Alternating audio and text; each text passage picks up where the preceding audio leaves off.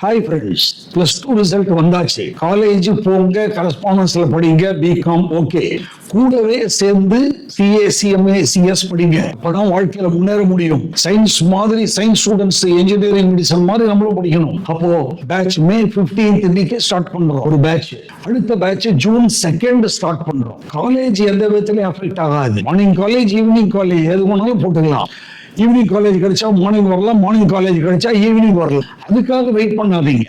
பேட்சை நாங்கள் ஸ்டார்ட் பண்ணி, ஏன்னா டிசம்பர்ல எக்ஸாம், அக்டோபர் 31 போர்ஷன்ஸ் முடிச்சுக்கணும். நாங்க நவம்பர் மாசம் பிரேக் கொடுப்போம், ஏன்னா காலேஜ் எக்ஸாம் வரும். டிசம்பர் நம்முடைய எக்ஸாம். அதனாலதான் சீக்கிரமா ஸ்டார்ட் பண்ணி போறது நல்லது.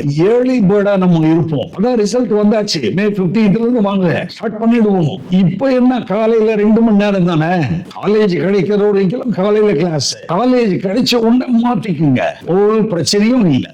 ஃபீஸ் 2 இன்ஸ்டால்மெண்டா கட்டுங்க. சிஎம்பிஏ, சிஎஸ் ஒரு 25,000 வரும், அவ்வளவுதானே. சிஏன்னா ஒரு 34,000 வரும். இன்ஸ்டால்மெண்ட் கட்டுங்க. இப்ப இருந்து படிப்பு ஆரம்பிச்சுடுங்க. ஏன்னா மார்ச்ல முடிச்சீங்க, ஏப்ரல் மே ஓடி போச்சு. இன்னும் தள்ளி போட்டா மறந்துடுவீங்க. அந்த படிப்பினுடைய தாக்கம் கண்டினியூஸா இருக்கணும், மொமெண்டம் இருக்கணும். ரொம்ப கேப் கொடுத்துடாதீங்க. சயின்ஸ் ஸ்டூடெண்ட்ஸ் எல்லாம் எழுதுறான் பாரு, நீட் எழுதுறான், ஐஐடி எழுதுறான், அது இது அந்த மாதிரி தான் நம்மளும் உடனே பயணப்படுவோம். வாங்க.